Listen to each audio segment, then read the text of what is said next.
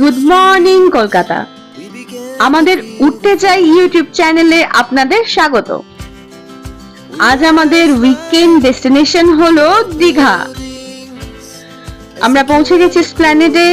এখান থেকে বাস ধরে সোজা পৌঁছে যাব দীঘাতে। 6:50 সিঞ্জিনি ধরে আমরা রওনা দিলাম। টাটা। ভোরের আকাশ, মিঠেল হাওয়ায় প্রকৃতি দেখো কেমন মোহময়ী হয়ে উঠেছে। সকালবেলায় কোনো বার্গেনিং হয়নি, তাই এই বাসের ভাড়া নিয়েছিল মাথা পিছু 350 টাকা করে।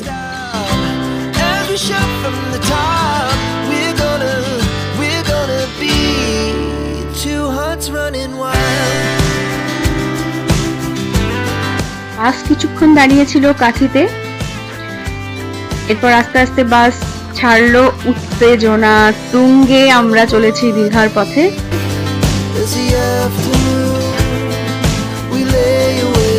এই তাজপুর পেরিয়ে সামনেই ওয়েট করছে আমাদের জন্য দ্য গেটওয়ে অফ দীঘা।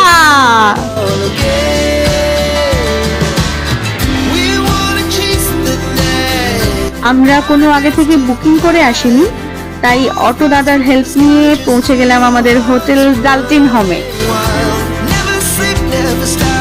এই পাচ্ছ হোটেলটা সি বিচ থেকে একটুখানি দূরে। খুব সুন্দর করে সাজানো হোটেলের রিসেপশন। আপনারাও চাইলে এই ডালটিন হোমে আসতেই পারেন।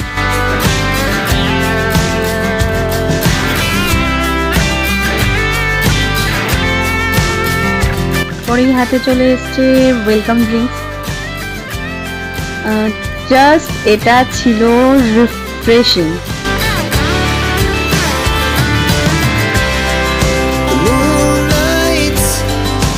ওয়েলকাম ড্রিঙ্কস শেষ করে আমরা পৌঁছে গেলাম আমাদের রুম 107-এ। তাহলে এবার আমরা আমাদের রুম ট্যুরটা একবার দেখে নিই। মনের মতন করে সাজানো রুমে ছিল খুব সুন্দর একটা মিরর, দেখতেই পাচ্ছেন আপনারা। তার সাথে ছিল দুটো কমপ্লিমেন্টারি জল, ইলেকট্রিক কেটল, চিনি, চা সকালে বানিয়ে খাওয়া যেতেই পারে। এরপরে আছে খুব সুন্দর একটা সিটিং জোন। তারপরেই পৌঁছে যাচ্ছি আমরা দ্য ডিলিশিয়াস লাক্সুরিয়াস বেড। কমফোর্টেবলও বটে। এন্টারটেনমেন্টের জন্য ছিল স্মার্ট টিভি। এর থেকেও বেস্ট যেটা এই ডালটিন হোমের, সেটা হলো এই একটা সুন্দর ব্যালকনি। দেখতেই পাচ্ছ তোমরা, সমুদ্র দেখতে পাওয়া যায় না, কিন্তু রিফ্রেশিং তো বটেই।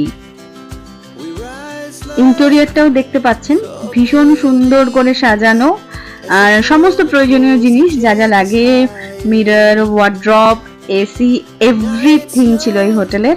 তবে হ্যাঁ, হোটেলের রুম রেন্ট হলো 2000 টাকা। রুম ট্যুর শেষ, এবার আমরা যাচ্ছি নিউ দীঘা সি বিচে।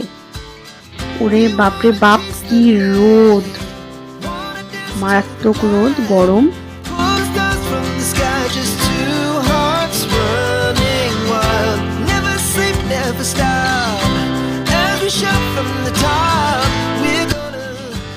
গুটি গুটি পায়ে হাঁটতে হাঁটতে আমরা চলে এসেছি দীঘার সমুদ্র সৈকতে।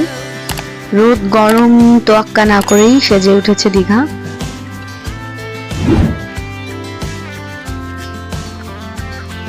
এখানে অনেক রাইডসও দেখতে পাচ্ছি। আপনারা চাইলে খুব ইজিলি রাইডস নিয়ে সমুদ্র উপভোগ করতে পারেন। রোদের মধ্যে খুব বেশিক্ষণ না থেকে খিদের টানে চলে এলাম আমরা সোনার বাংলা রেস্টুরেন্টে।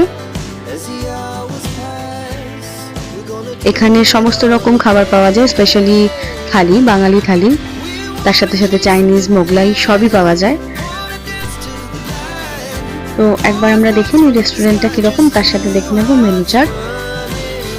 এই হলো রেস্টুরেন্ট, চলে এসছে মেনু চার্ট।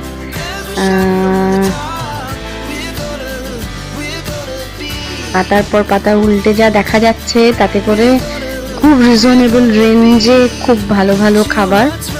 তো আমরা এখানে নিয়ে নিয়েছিলাম ইলিশ থালি। যেটার রেঞ্জ ছিল 300 টাকা, আর তার সাথে ছিল চিংড়ি মাছের মালাইকারি সহ একটা থালি যার রেঞ্জ ছিল 250 টাকা। খাবার মোটামুটি টেস্টি, ভালো, এক কথায় রেঞ্জ অনুযায়ী খাবার ভালো। এরপরে এই ডালটিন হোমের আরেকটা আকর্ষণ হলো সুইমিং পুল। সুইমিং পুলের পাশে আছে ছোট্ট ছোট্ট কটেজ, এটাও একটা রুম ক্যাটাগরি।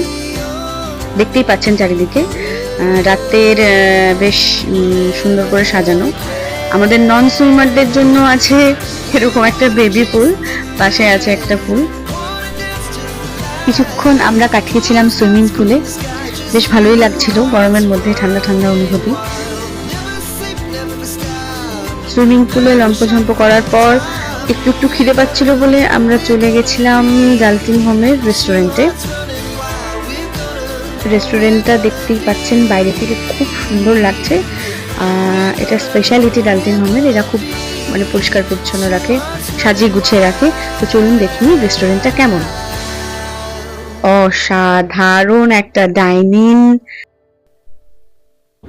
দেখতেই পাচ্ছেন আপনারা। এখানে রেস্টুরেন্টের রিসেপশন, তারপরেই দেখুন চলে আসছে সবাই।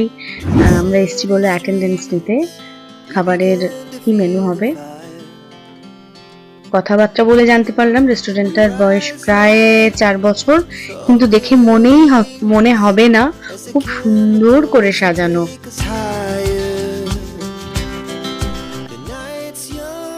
এরপর আমরা মেনু চার্টটা নিয়ে নিয়েছিলাম, দেখি কি অর্ডার করা যায়।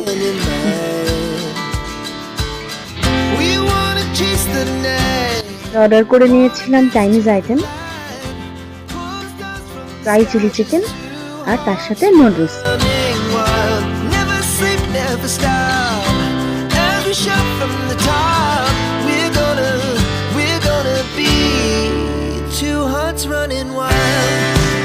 এরপর খাওয়া দাওয়া সেরে একটু বেরিয়ে পড়লাম নিউ দীঘা ওল্ড দীঘা ঘুরতে।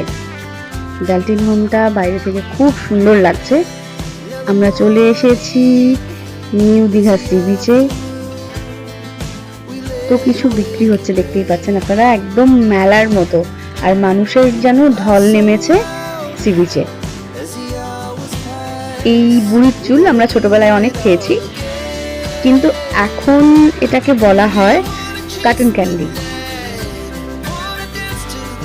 সাধারণ লাগছে দেখতে, মানুষ বারবার দীঘায় আসে হয়তো এই জন্য। হাঁটা দিয়েছি ওল্ড দীঘায়, আরো সুন্দর যেন ওল্ড দীঘা রাত্রিবেলায়।